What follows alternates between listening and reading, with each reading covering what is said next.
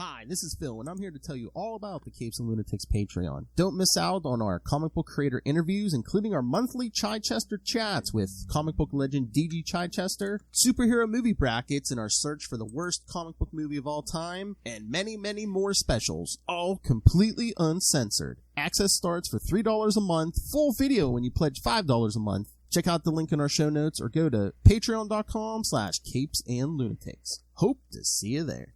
This is Luca Perich, host of a Totally Turtle sports and gaming YouTube channel, and you're listening to the Capes and Lunatics podcast network.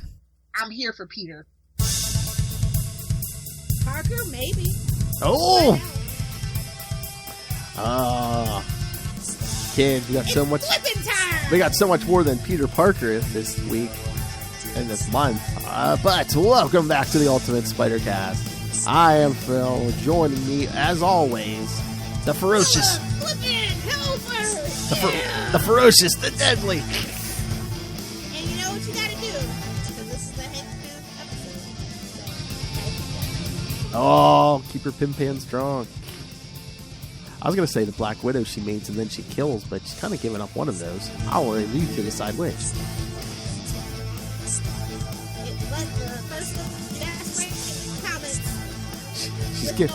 She's given up one and gotten off on another one. I'll let you decide which is which.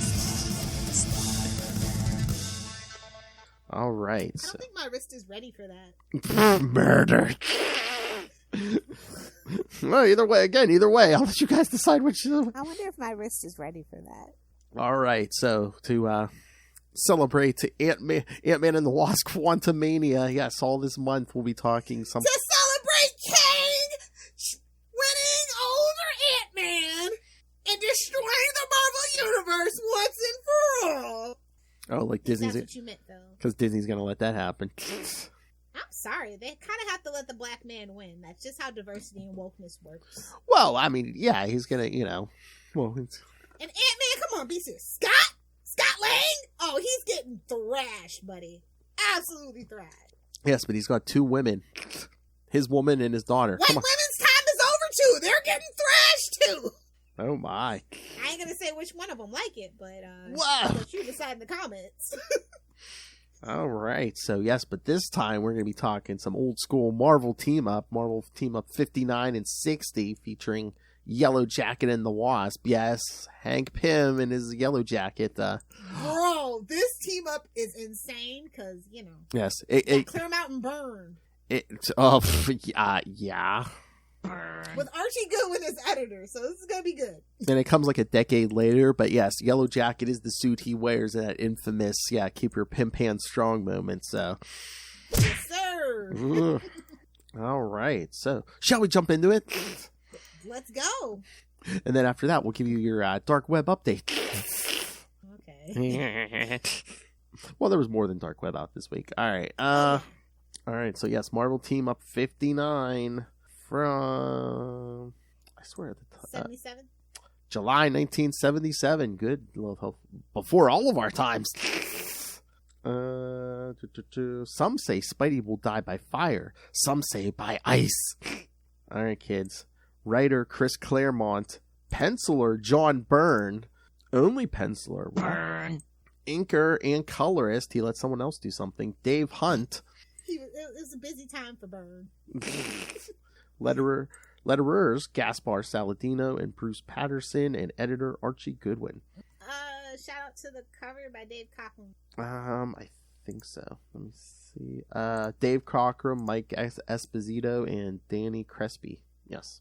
Yeah, I hate the Marvel team up covers because they're so busy. I kind of like for my comic book covers to feel like movie posters on you. Yeah. Well, this one too, because you got Yellowjacket and the Wasp. Yeah. And the other one's pretty busy too, but I like it more because Spider-Man's getting punched out. Oh my! Oh, this era of Spider-Man, he needs to be cold cocked constantly. Yes. All right, kids. Spider-Man is swinging past the Queensboro Bridge. Damn bridge. You mean he's flipping his way downtown? Oh, yes. Never lucky when it comes to bridges. When he is walking fast and he's homebound. when he is suddenly attacked by a blast of flame and then a chunk of ice, knocking him out and sending him falling to the water below. The itsy bitsy spider climbed up the water spout. Okay, Norman. Down came some flames and some ice and knocked the spider out. Okay, Norman. Yeah, so my ADHD and caffeine are like kind of, I don't know, canceling each other's. Apologies. Battling it out. Around that time, in the apartment of Janet Van Dyne... Poor lady. No taste in all. No. Janet and her husband, Hank Pym, are having a romantic interlude. Well, she's trying. She's like, forget that work. Come here. Well, all right. All right. It's been a while since I pulled this out of hell. Where's my perfect drop for this? Come on, Makoto. Sorry, boys. It's all Lilith drops all the time. I know. It's been a while. Hurry, here we go. I could sprinkle some pin particles on it to make it bigger. Quantum sparkly tentacles? Who says I don't or have antennae? Who says we don't have a drop for everything? Sparkly quantum tentacles? Lilith loves that one because she had discovered it. I miss editing. I miss pulling out drops. If you want full stream ahead and does super connectivity again, you're I'll do the quantum zone. After you maybe get rid of it, now you're like, oh, I did that. I didn't make you get rid of it. You ran out of story. I'll do the Green Lantern. Oh, please. Nah, I'm cool. You don't want to. He doesn't want me to pull incriminating drops of him. That's what it is. Oh no, you can pull them. I'll send you every episode. All right. ADHD. Shh. Yes, they're having a romantic interlude when they're interrupted by a bright flash and spots Spider-Man. He's still falling towards the water. Racing on the scene is Yellowjacket. Hank manages to save the wall crawler from drowning. As Spider-Man is carried away, his unknown attacker looks on. Oh god, what is this, the Clone Saga? Someone is lurking in the shadows. Oh yeah. That's how we get all our flashback issues. Exactly. Waking up from a nightmare, Spider-Man finds himself in the Wasp's apartment, and she and Hank explain what happened to him. Oh god, it's the 70s. Is he just like, oh, threesome? Free love, baby. Free love. So did I end up at a Doctor Strange key party again? Wow. What? Doctor getting some strange? What? When trying to figure out who could have attacked him, Spider-Man recalls a villain named Equinox.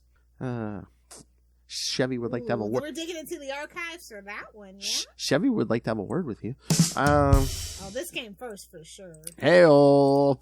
Who was defeated and seemingly destroyed in a battle against the Human Torch and Iceman. Thanks to a tip that Spider-Man gave the Torch to put him on Equinox's trail. Yeah, it's like an early Marvel tale. Is this Terrence or the other one? I think this might... Like, is he Thermodynamic Man, like, now, right? Is that how that works? I think, doesn't the mother call him Terry or Terrence? Yeah. This is from an early Marvel team up, yeah. Yeah, it is. Yeah. the Marvel team up 23, yes. Yeah, okay. Alright, so... Human Torch. Spider-Man deduces that Equinox is probably coming after Spider-Man to settle the score. When Yellowjacket offers his help, Spider-Man refuses. I don't need your help, old man. Shut up. Oh. However, before Spidey can be on his way, Equinox attacks, blowing open a hole through the apartment. The Wasp, Yellowjacket, and Spider-Man all jump at the criminal. However, his flame and ice powers prove to be too much for them. Meanwhile, not far away, Margie Sorensen, his mother and a leading scientist who's been trying to cure her son, happens upon the scene. At that moment, Equinox is knocked out of the apartment and uses an ice slide to get to safety. Tracking him back to the Queensboro Bridge, there the heroes resume their fight, and Margie gets in the middle of the fight, attempting to use it. Hold on. What? You know how Iceman is gay, right? Yes. And, I feel like Johnny is a lady doth protest too much with all his shenanigans. Oh! Let's ship those two together. How about that? Oh, yeah? You could, I mean... Still a better love story than Kitty and... All right. What would make the Dude Bros matter when they cast Johnny Storm as a black man or making him gay in the comics? What would get the fandom? It's definitely a black man. It's definitely a black man. Really? Really? You think? Yeah. Because he could potentially still be bisexual. You can't fix blackwashing, Phil. You know that. Well, it doesn't help that movie sucked ass too. All of them. Yes. Well, that one was the worst of the Fantastic Four movies. Yes. Come on. Yes. Fantastic foreskin, bro. Oh, Fan-Foreskin. We're doing me now. Sorry. Okay. We're doing me now? Somebody write me a fanfic and Oh my. I feel like you already did. needing to recalibrate the device. Hail. And Margie gets into the middle of the fight to attempt to use the device to restore her son to normal. Having renounced his former human self, and sounds like you, having renounced his former human self and considering his mother's attempts to cure him a failure, Equinox attempts to crush her to death by throwing a car at her. Spider-Man swings by and saves her from that fate. However, the exploding car belches debris all over the bridge, one piece striking and knocking out the Wasp. Furious that his wife has been injured, Yellowjacket attacks Equinox. While Spider-Man checks on the revived Wasp, Margie approaches them and tells them that she might have the cure for her son. Rejoining the battle, Spider-Man and the Wasp arrive just as Equinox shoots a flame blast at a tanker truck full of gasoline, causing a gigantic explosion that seemingly kills Yellowjacket. Surviving the blast, We could only be so lucky. Oh, burn. Would have kept them from going down in history as a wife beater. Surviving the blast, Equinox gloats over his killing of Yellowjacket. Horrified that she witnessed her husband's supposed death, the Wasp vows to get even with Equinox by killing him. You know what they say about a woman scorned? Or hasn't had her Mountain Dew, eh, Lilith Hellfire? Like I said, I'm testing out new stuff. They're not gonna pay us, but this stuff is supposedly for focus. Ah. The blue flavor is not so. It's got Sour Patch Kid flavor. The red one is supposed to be better, but I figured I'd go with the blue raspberry flavor first and get that out of the way. Zero sugar, Phil. Zero sugar. Yes. Spider-Man recounts the Human Torch and Iceman's encounter with Equinox and Marvel Team Up 23. Spider-Man had his own brief encounter with the foe in Giant-Size Spider-Man number 1. It's a giant-sized Spider-Man thing! The first one. Oh, boy! In the flashback, Johnny is wearing a red and yellow costume. He wore this alternate costume from Fantastic Four 132. Inspiring Daredevil. 132 to 159. Yellowjacket thanks Spider-Man for helping him rescue Kurt Connor's son. That happened in Marvel Feature number 4. Yellowjacket acquires new powers this issue. He will no longer use his Disruptor gun. A more powerful version of the weapon is now incorporated into his uniform. The Wasp will also manifest similar powers as well as increased strength next issue. It's sexual frustration. I hate to spoil that. Whoa. A scene on page 2. This issue is dedicated... It's a callback. You gotta go watch the other show. Yes. As seen on page 2, this issue is dedicated to Roy Thomas, who gave writer Chris Claremont his first writing job at Marvel Comics years ago. So not only did they have something for old Roy gave back. Mm-hmm. Gave us gave the world Claremont. I mean, for better or for worse. I mean... His early stuff's great. I think a lot of people, especially at Marvel, coast on their name from the past. They feel like they don't have to put in as much effort because, well, damn it, I'm a star. I mean, I don't think the X-Men would have hit as much popularity as they did without Claremont. Absolutely. You can't take that away from him. Mm-mm. And he won't let you forget it either. Now these days we get Sins of Sinister. Hopefully you will cover that on Marvel Tales, because I ain't going to touch it with a 10-foot pole. We don't even talk new stuff. We just talk old stuff. It'll be old eventually. Oh my God.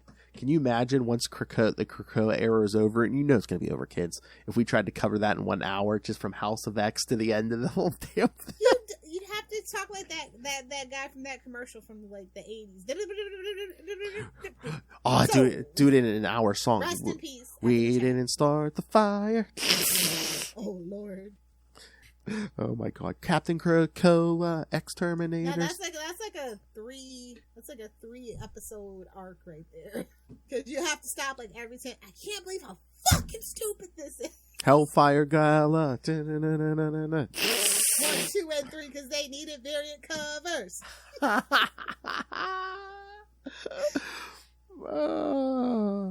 Plant people.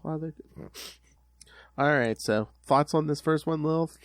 I think this is what I'm talking about. When this is like a successful setup issue, it's got action. It gets to the point. We know what's going on, and now we're building up to that fight, and we have the fake out on the death. We all know he's not gonna die in a Marvel team up. Exactly. But like, it's classic. It's perfect. The pacing is. This is what I mean. Classic Claremont and Byrne. Like, dang near a perfect story. Yes. Too bad it's got Hank Pym in it. Oh, Byrne. Like, I'm all about Janet, but Hank can go kick rocks. I don't care. Oh my. All right, kids. So let's jump to Marvel Team Up Marvel Team Up 60. So what happened to Yellowjacket? Yes. So Marvel Team Up 60, August 1977. A Matter of Love, ... and death. There's been a murder on the Queensboro Bridge. Again?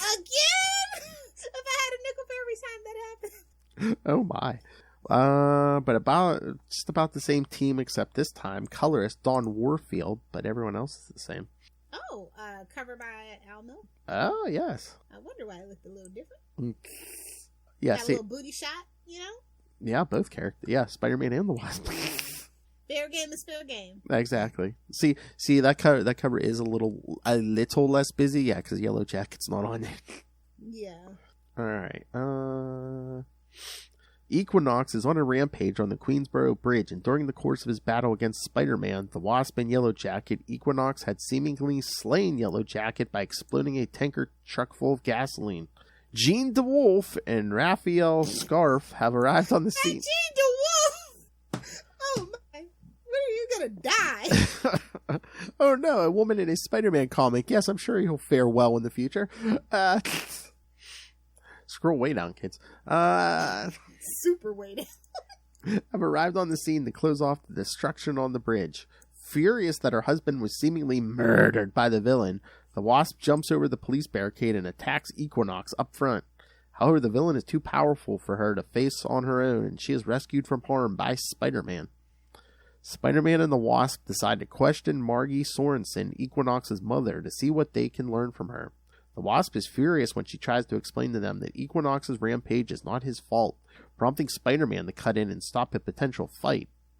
Cat fight. Cat fight, Jerry.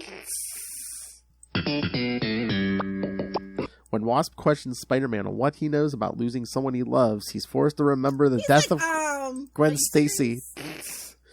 Death, I know it well. Like Uncle Ben, the list goes on. I got a long, big list of floating heads here. I think it was more like, have you lost anyone you were romantic with? Let me count the ways.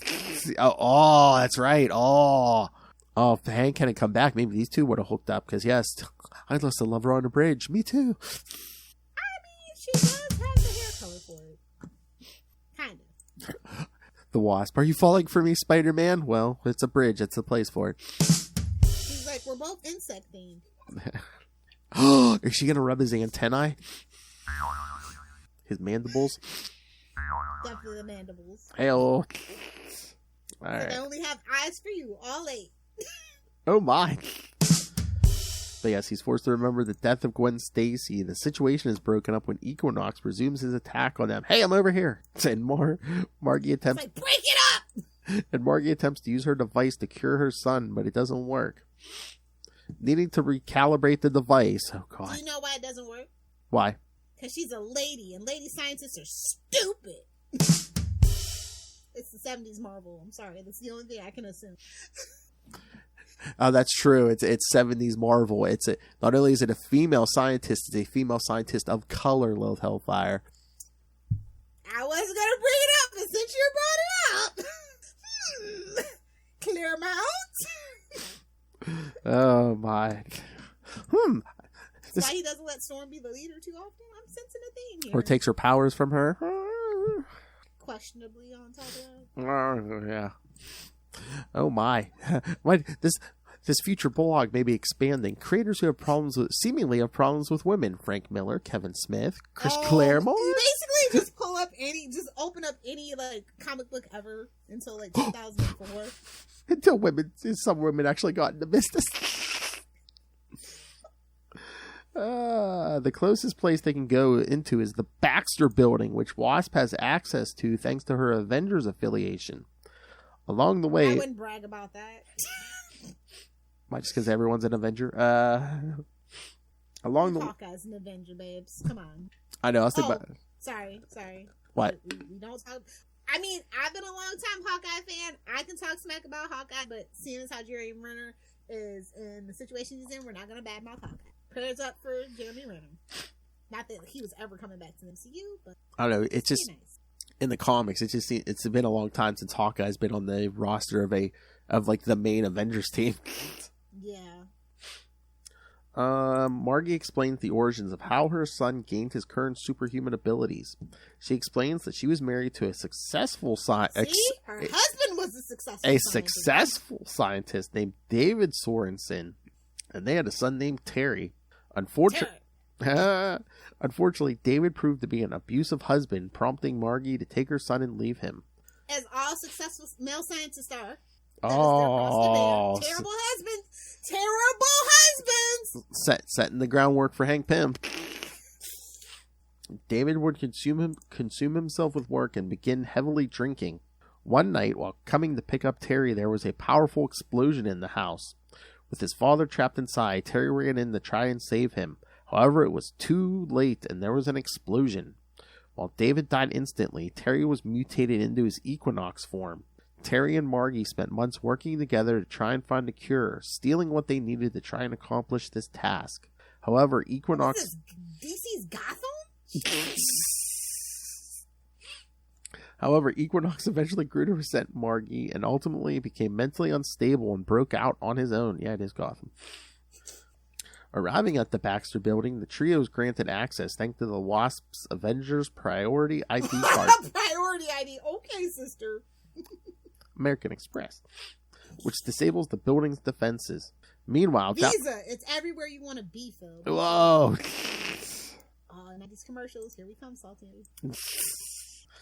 Meanwhile, down on the streets, Equinox has continued tracking the heroes, and while fighting the police, manages to cause a blackout across the island of Manhattan.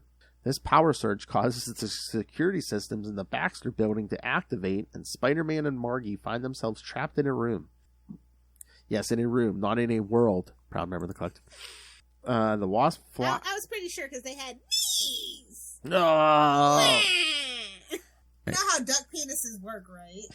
Are they ever going to I need Trapped in a World to discuss duck anatomy, please. Oh my. Okay, you heard your listeners here. Noel, come on. You know how duck penises work, right? Illustrations work best. Whoa! The Wasp flies off into the ventilation system to try and find the security shutoff. In order to escape gas being pumped into the room, the Wasp realizes that somehow Hank managed to endow her with enhanced strength. Breaking free, she manages to turn off the security system. Well, Spider-Man interrupted their lovemaking, so... Oh, yes. That could explain that. So sexual frustration, yeah. Allowing them all access to Reed Richards' lab without further incident. Working quickly, Spider-Man and Margie rig up a harness device that will stabilize Equinox's powers. Well, Equinox finally arrives and smashes through the wall. Oh yeah! Smash it! Hey, old. That's what the Pims were trying to do at the beginning of last year. Better yet. You're smashing. Smash it! Spider-Man battles him, but is easily knocked away. Before Equinox can attack further, he is shocked by Yellowjacket, who is alive and well. Distracted, Equinox is open to a bio-sting blast from the Wasp, who is surprised to find that even her wasp stings are now much stronger. Yellowjacket promises to explain everything later and takes the stabilizer device and places it on Equinox, neutralizing his powers and knocking him out. With the threat over, Yellowjacket explains that he survived the blast by shrinking down in size so that his smaller mass caused the force of the explosion to knock him to relative safety. He then explains that he secretly boosted Wasp's powers earlier that day as a surprise birthday present for her. Ha! Happy birthday! He wanted to get knocked around. I'm not saying nothing, but I'm saying something. Happy birthday! I experimented on you. Who is this? Woodrow and Poison Ivy? What the hell's going on here? Oh, wait. No, it's a rich couple, man. What did he get her for her birthday? Plastic surgery. little Botox, babe. Just a little, I don't know, Restylane. Just a couple, Juvederm. just a couple bolt-on, Just a little snip, just a little nip. couple bolt-on implants, yeah. I mean, I would love it if somebody got me like a bazooka. Like, I don't think I'm responsible enough to have actual superpowers. So don't even think about it. That's right, kids. I will become a supervillain and destroy the world. That's right, kids. She has bazooka envy. Thank you. Or a tank. A tank would be nice. It's not illegal to own a tank, by the way. It's just illegal to purchase it from the military. Oh my. She's done her research. And you know you'll get the most heartfelt. If you give her a tank, what will she tell you? Tanks a lot. I'll blow up your least favorite building. Oh my!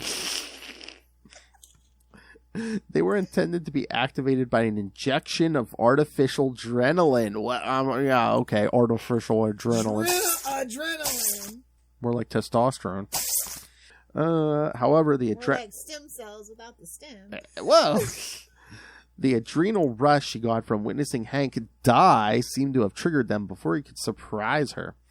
With all explained, Yellowjacket, Wasp, and Margie leave with Equinox restrained and being taken to the authorities. Spider-Man decides to stay behind and clean up the mess caused by the battle. Something he never does anymore. I know!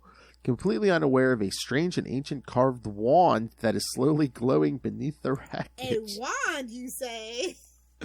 Buzz indeed. Johnny, lock up your toys before you leave. Exactly. The strange stick contains the essence of the Super Skrull as seen in Marvel Chillers number 7. You know, I'm so glad that the naming conventions are more like, hammered. Marvel Chillers? Really? We were really pushing it, man, weren't we? Yeah. Again, it's just like... No, seriously, this is a really good pick for a Marvel team-up story. It's neatly tied up in a bow, but believably, not just like, and they lived happily ever after. No. They fixed the problem, but it's not a happily ever after. Yeah, I know. And, other writers... We got a lot of backstory on the villains, and the villains aren't really villains. They're very sympathetic, and I like that. Yeah, they're not competent. They're relatable. Another writer would have attempted to be like, "Oh, hey, the device, the magic device, cured him at the end of the issue." No, exactly. Because let's be real, Hank Pym is not Reed Richards. If it was Reed Richards, he would be cured, but it's Hank Pym, so he's restrained.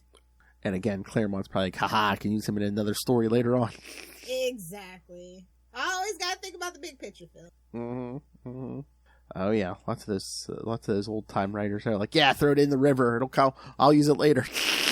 Sometimes they do. Sometimes it takes 30 years to answer that question. Like that Red Sun. Like, oh hey, hell, look at his X-Men run. Claremont is not against waiting 10 years or more to bring something back. He knows eventually Marvel will call him back. So, but I mean, even his first run, how long was that thing? Forever. I mean, it was over 10 years. It was like, wasn't it like 15 or 17 forever. Something? It was some people's whole lives, man. It's like that Dr. Manhattan meme. It is 1977. I'm reading a Chris Claremont comic. It is 1985. I'm reading a Chris Claremont comic. It's 2023. I'm reading a Chris Claremont comic. And it's all X-Men. Exactly. All right. No, I'm gonna give this a solid A as in April. Oh my! For a Yellowjacket story too. Chris is good, especially when he's got Byrne doing the art. They're like a classic team. I almost always love all their older stuff. Oh yeah. Despite the questionable stuff, but they didn't know any better. It was of the time. It's still a good story if you can take that out of it. Oh yeah. I mean, yeah, it was a decent story. Things don't have to age well. I really hate that. It's a joke. It's a meme on the internet. It's a chronically online take.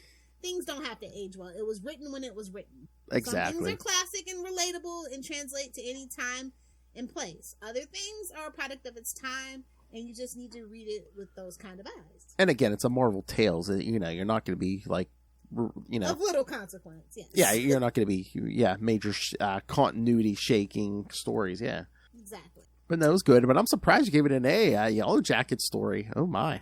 Well, it's mostly about Janet. Oh, true. True. Oh my god. Yes, it's a story about the little woman. Yes. All right.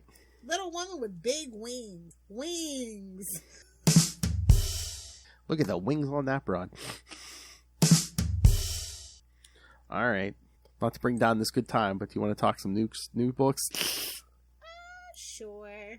Dark Web X-Men #3 was I just wanted to burn it. And it just kept getting worse and worse.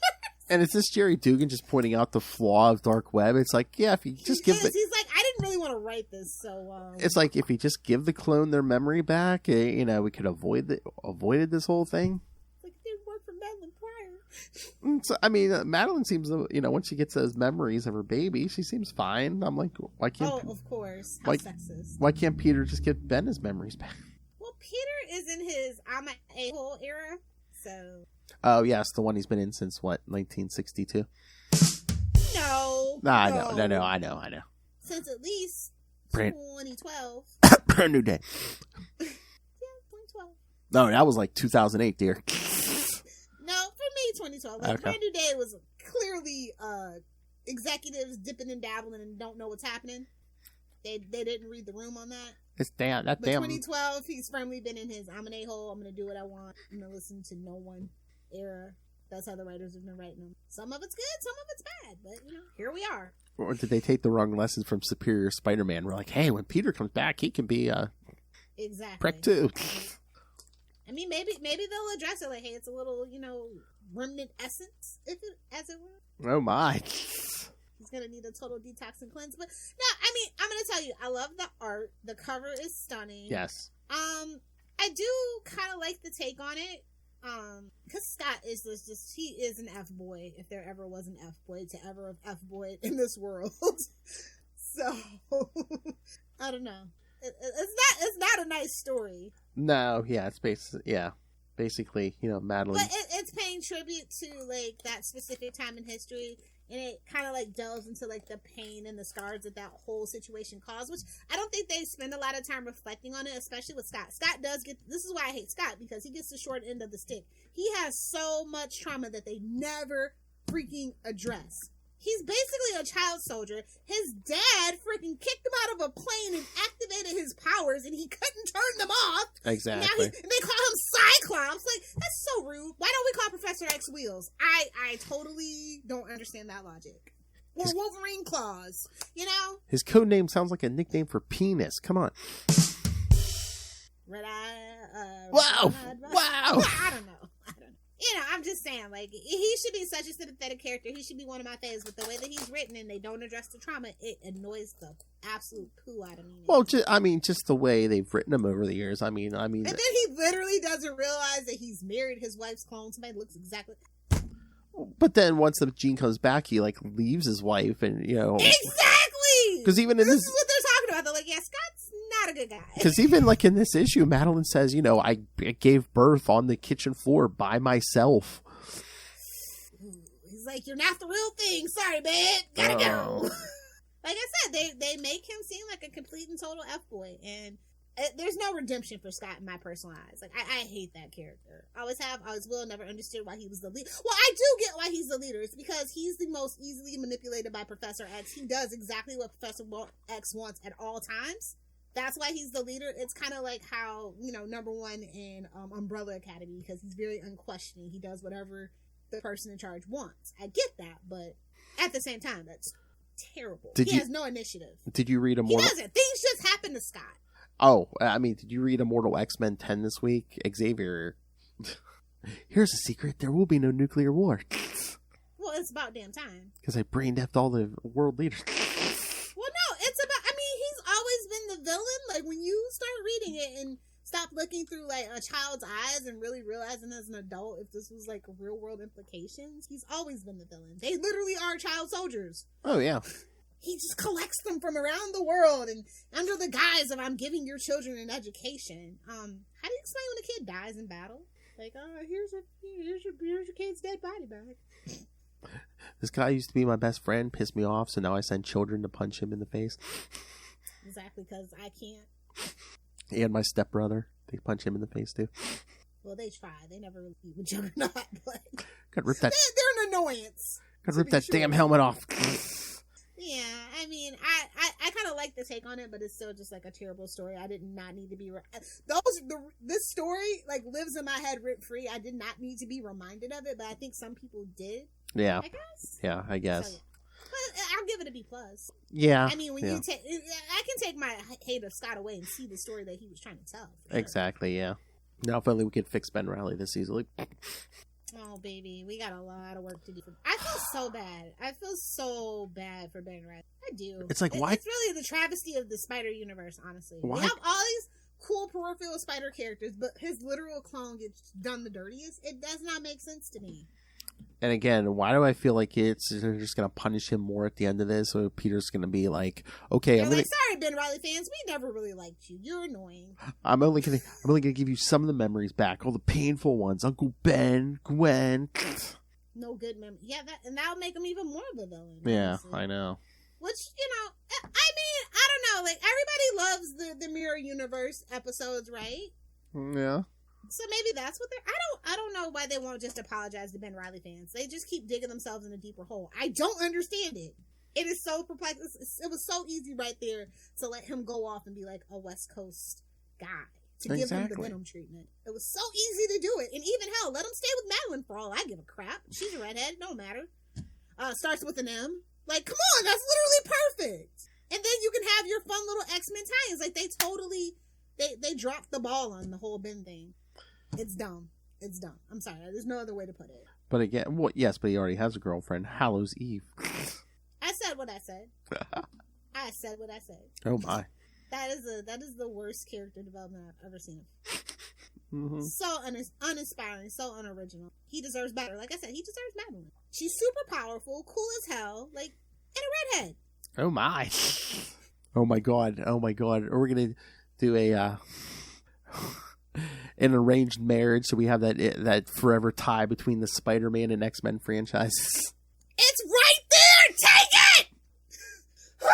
Like, it's so frustrating. They're so close, but they're missing the point completely. 1,000. It's like they're edging us, and I don't appreciate it. Wow! And they're just gonna F up the rhythm, and we're gonna have to start all over from the beginning, and I'm gonna be really freaking pissed. Shout out to anybody who can understand that analogy. I think everyone knows. She's making a sexual metaphor, kids. The only ones I know. Moving right along. Shirley knows two moods, kids. Horny and angry. Oh no, horny, angry, and hungry. That's it. Wow. That's the spectrum. Oh no, wait. Horny, angry, hungry, high. Those are the 4 states of Lilith Hellfire. Anyway, let's move over to Deadly Neighborhood Spider-Man number 4, shall we? Okay. Spider-Man in LA just does not sit right in my spirit. I'm just gonna be real. It just, feels wrong. And again, just like the whole metaphysical thing. I mean, I get it. It's not bad, but yeah, it's kind of taking me out of it. It just feels wrong. I know. They don't call it the wrong coast for nothing, man. Oh my. I can say that I'm from Southern California. Don't at me. And it's like we already got like people in limbo with that did it better with Mary Jane and Black Cat. So yes, and this has nothing. And this has nothing to do with Dark Web. Even it's like okay. I mean, I don't want to be in Peter Parker's brain because he has so much damn guilt, and this is like proof that I never want to be like trapped in Peter Parker's brain. And again, it's like in any like dimension, alternate Earth. No, it's a no for me. But it is a Spider-Man with a horror take, which the art really gets like. If you like the Immortal Hulk, I feel like the art. I feel like this book might be for you because I literally for a long time only bought Immortal Hulk for the art, and then the story got really good in the middle. But like I was only like really buying it for the art at one point, and I feel like that's what I'm kind of doing with this book. How to write a successful Marvel story. Add Joe Fixit. I mean, honestly. But, like, I don't know. We're getting some progress on the story, I guess. Which I would hope so. Well, yeah, there's only one issue left. Yeah, I was going to say, there's only one issue left. And it kind of, like, I feel like last issue should have been where we are right now. Yeah, it seemed like it was... We're literally at a crossroads right now. And it's like... It was like, they were like keeping it vague. Here it is. But then this is what I mean, that Peter Parker is annoying. He makes all the wrong choices at the wrong time. Like, he listens to his heart and not his head way too much, and his heart gets him in trouble every single freaking time. Yes. He needs to learn to be more pragmatic. Brain Grow up. Brain off, heart on. That's just my personal opinion, and maybe that's where they're going with this. I don't know. Oh, but when we were turning back a little bit, we were talking dark web. Did you read Venom? Yeah, I did. She's like, I don't want to talk about Normie Osborn and his symbiote. No, honestly, I dig it. Really? I mean, like I said, I've been begging for them to do something with Normie, right? Mm-hmm. And I mean, it's better than Eddie Brock's son having the symbiote. So. Symbiote babies. Yes. You got Eddie Brock's son. You got Normie. Yeah. I don't know. I liked it. This is like one of the first like Venom issues in a long time that, you know, Al's been writing that I'm like, no, I like this direction. It's completely off the wall and came out of nowhere, but I like it. Do something with these characters that make them like relatable, believable, not just like annoying sidekicks in a you know, stories that I don't care about that have no consequence. Is it because we really didn't get Eddie Brock in this issue? Yes, that's exactly what it is. And you know, sometimes we do need a break from Eddie Brock and the symbiote. I do firmly believe that. I think that's why Carnage did so well when it first came out. Like Maximum Carnage, it was a breath of fresh air because we kind of beaten that character into the ground and we kind of stopped reserving it for a year. It just became kind of a thing and a thing and a thing. And I think that's kind of like what Al might be getting at. And that's why he chose to do the Dylan thing and stuff. And at least they're not, you know, lost in space and time. It's more relatable, down to earth, and grounded as much as a symbiote story can be. And I think that's probably why it resonates. Speaking of beating it into the ground, did you see we're getting another symbiote event in the summer? Of course. I mean, it's back to the 90s, baby, of course. It's kind of a bummer that we don't have another Venom movie to coincide with it. Are we ever going to get another Venom movie? It did well enough to have a 3. That's all Sony has. I know, but they haven't. I don't think that Between Us Hens, I don't think that Into the Spider-Verse is going to get a 3rd movie. It's a little bit of trouble in paradise in contracts, from everything that I understand. So, well, they have a little bit of time because that's the second one's 2 parts. So yeah, so like we're literally not going to get a 3. Yeah, that'll be the 3rd. You know, like how Harry Potter and Twilight. Oh, it's 3 movies, but let's just chop it in half. Make them pay some more money. See. I mean, I thought that trend died in, like, the middle 10s, but whatever. Oh, my God. Oh, my God, there was an article about, the Summer of the Symbiotes. First sentence. Yes, Summer of Symbiotes. Sun's out, tongue's out. Is that a sentient tongue? I mean, they know who they're marketing to, babes. I guess. You can't even be mad at it. You can't even be mad at it. I hope they tie in the Midnight Suns, because they need to, like, that video game was not as bad as I thought it was going to be. And I feel like they need to have a book to tie in with it. Like, you know, like Injustice did and a couple of other games, like Assault on Arkham and all that. They need a book to coincide with that. And what better way than to launch it during the Summer of Symbiotes? I'm just saying. If you're not DG Chichester, you can't write Midnight Suns. I know. But no, I mean, like, it's with you. It's kind of an interesting dynamic. I would love to see a return of the actual, real original, especially since, you know, Denzel allegedly is cast as Dracula.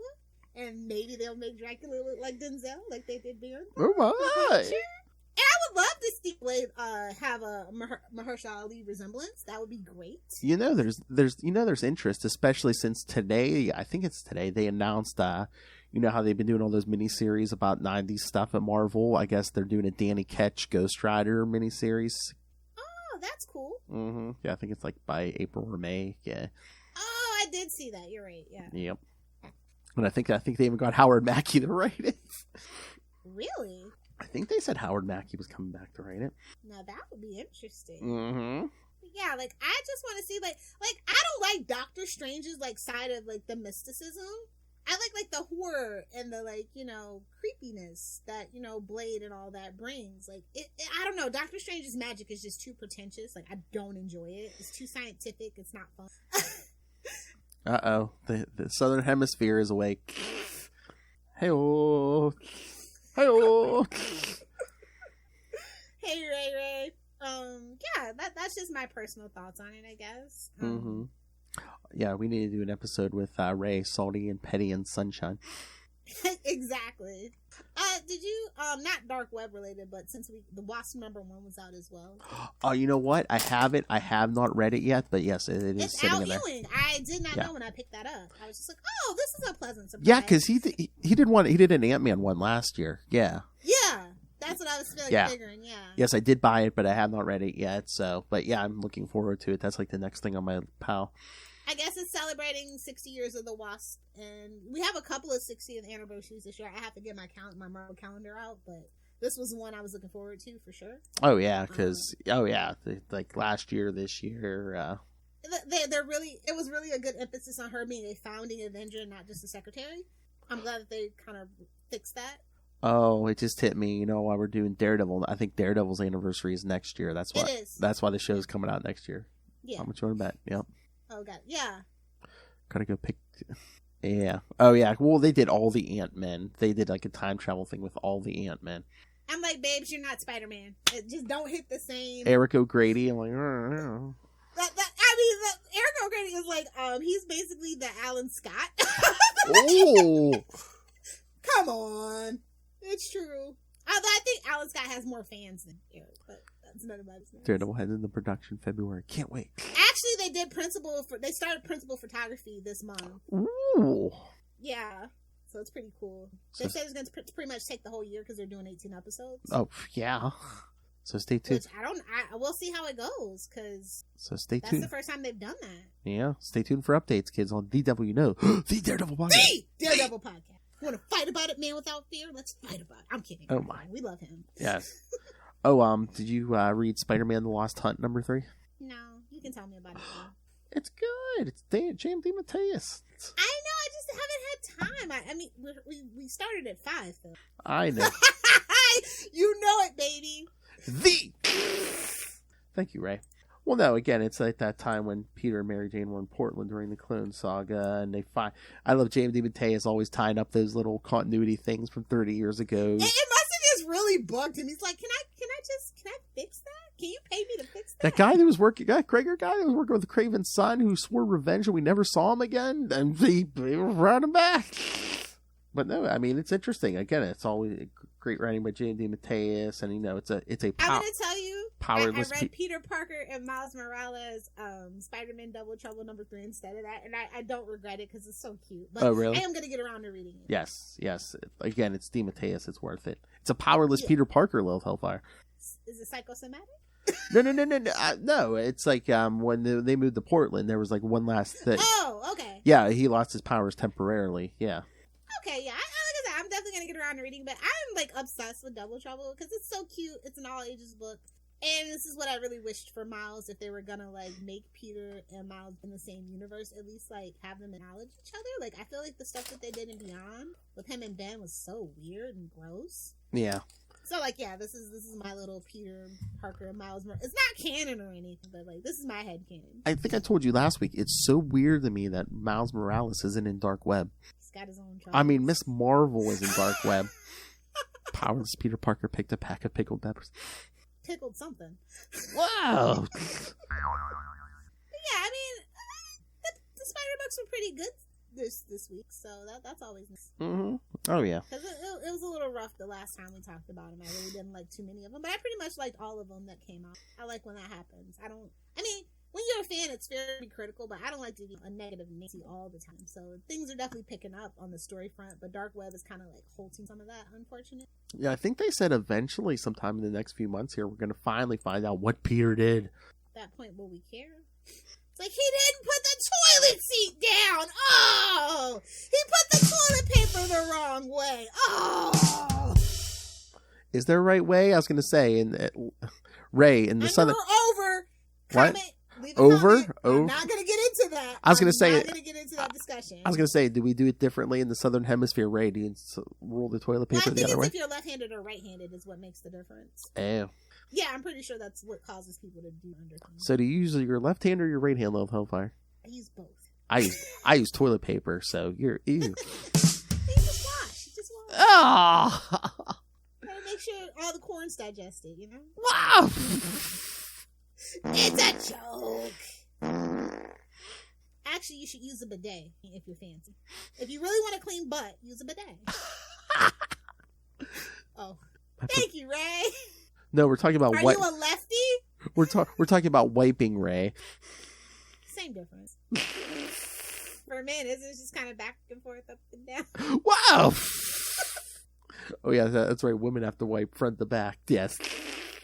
As Jersey Girl taught all men, that's the best scene, the only good scene in that whole damn movie. Oh my. It's like, you gotta wipe front to back. Have you ever seen Jersey Girl? Yeah, it's been a while, the but yeah. movie's so bad they had to, after the reaction to Geely, they had to write Jennifer Lopez out of that movie. Yeah, it's been a while, but yes, I That's have. the only reason why I watched it. I was like, oh yes. But anywho, yeah. I just can't wait for, when is Dark Web gonna be over? It should be soon, I think. Well, where's that checklist at? You're better than me. I could care less about that checklist. I mean, I'll tell you My what. dad keeps asking me. He's like, "You sure you don't care about Dark Web?" What's in the Like, back of "If I every want it, issue?" I'll pick it off the... All right, so for the rest of January, it's saying, the only thing left for this month might be Amazing 18, and then in February, it's saying Venom 16 and Dark Web Dawn. I'm looking forward to Venom. I feel like Venom makes, most recently, especially since, King and Black, Venom has been a very welcome addition to most crossovers in the Spider Universe. So, yeah, Ray, it's been kind of slow. It's like, how long did we go before Peter even gets to Limbo? It's just like, okay. I mean, Mary Jane and Black Cat's book's better, but Oh. maybe just my personal opinion. Ray's only been reading Amazing and not even getting the tie-ins. I don't blame you, friend. I don't blame you. There's such random tie-ins. Like the X-Men, it's so damn random. I hate it. I hate it here right now. Miss Marvel. I'm like, no Miles Morales, but Miss Marvel is part of the I think they got confused because she started Miss Marvel, Miles Morales. They might have got confused. Oh, yeah. I mean, the way that the suits are going, I don't think they even know what's going on, really. Person of color, double M, okay. Exactly. No, you know what it is. It's Miss Marvel on a Disney Plus series. Well, listen, Miles Morales is on Spidey and Friends, and that's the best damn Spider property going right now. I'll stand by it even though I've never seen that. I base it on the merch only. Oh, my. It's got Peter, Gwen, and Miles. It's what we need in the book. There, I said it. Ain't nobody else gonna say it, I'll say it. All right. They'll fire. Sorry. Let me take off the Snuggie. This is not the show for that. Let me take off the Snuggie. Sorry for the rant. All right. No. Any other thoughts? No. All right. I was just pulling up the schedule. I'm sick of events. I will say that. I think that we do need a break from events. In the Spider-Man universe, at least. Hell, in X-Men general. can have all the events they want, because I don't care about X-Men right now. Put it over there. But Spider-Man, he needs to get back to basics. Like, we've rebooted, we've done all this. Like, enough's enough. Enough is enough. We have to put our foot down.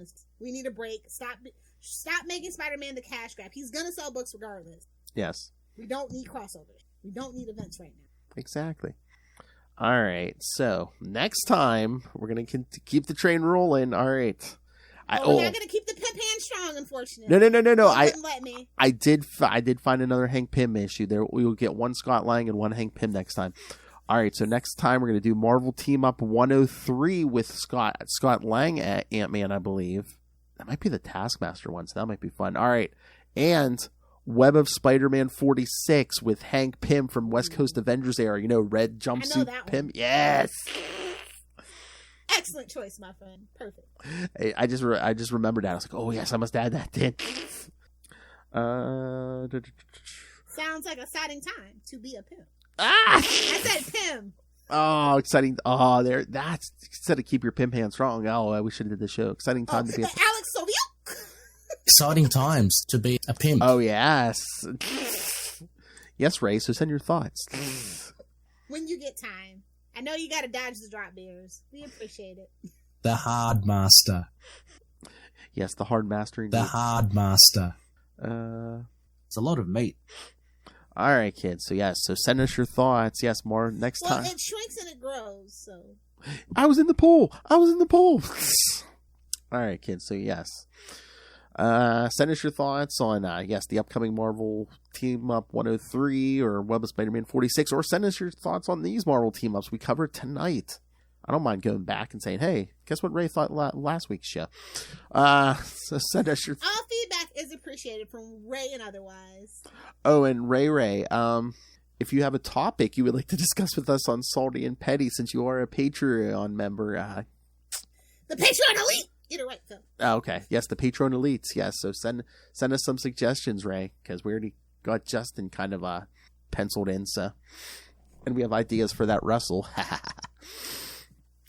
All right. See if he's a poser or not. Well, I like Mountain Dew.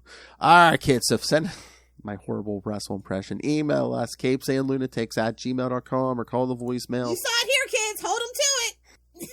Oh, screenshot that, kids. Hold them to it, Moon Knight nerds. It's up on the screen. We can screenshot it, Ray. That's evidence. Take you to International People's It's Court. legally binding. So CapesandLunatics@gmail.com, or call the voicemail 614-382-2737. That's 614-38-CAPES. And remember to follow The Ultimate Spider-Cast on Facebook, on Twitter. The thwippiest thwipping Spider-Man podcast around. Don't you forget it. Getting the thwips all over the place.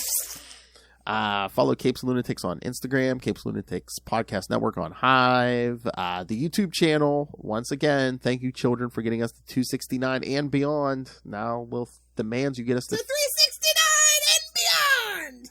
669. So, yes, smash that subscribe button. Make this young lady's dreams come true. Smash it. Oh, God. I just want 1,000 so we can actually go live on Yes, please. YouTube. It would be great. I'm going not that Facebook Live isn't great, but I prefer YouTube. I'm going to send. Yes, the lost art form indeed, good sir. So is he You talking? can even just call the voicemail. So is he Or talking? send a voice. Well, I was going to say, is he talking about email or snail mail? Ray's going to mail us a paper letter. It'll be here in a month or two. More like 3 months.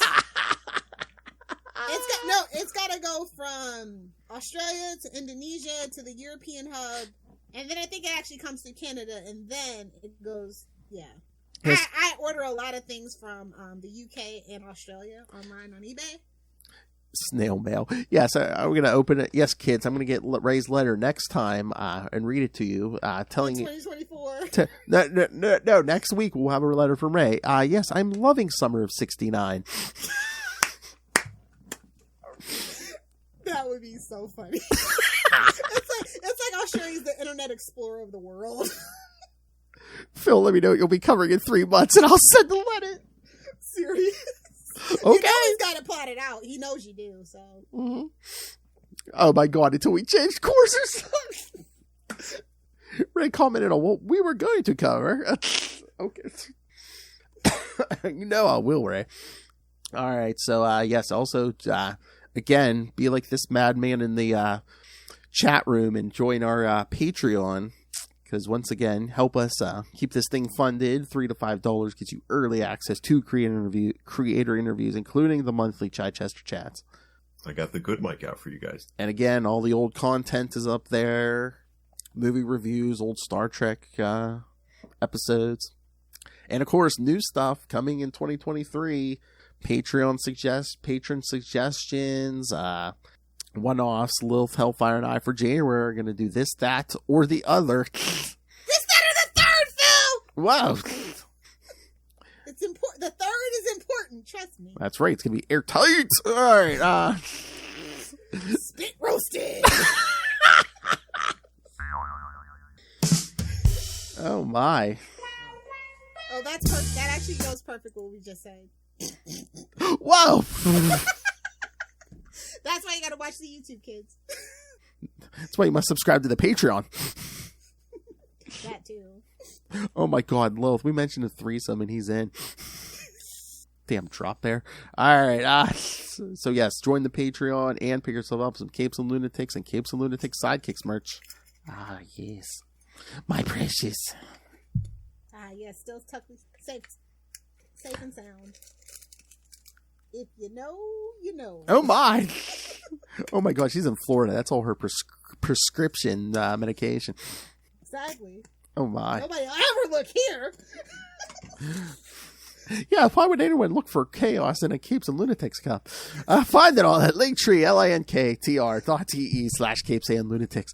That's I gotta use that tagline somewhere. Look for some chaos in a Capes and Lunatics cup.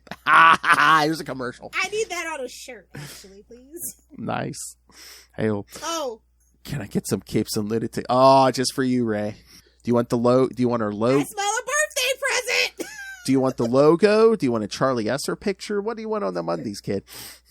Oh my god. Oh my god. Oh my god. Oh my god. Oh my god. I got it. Right. No!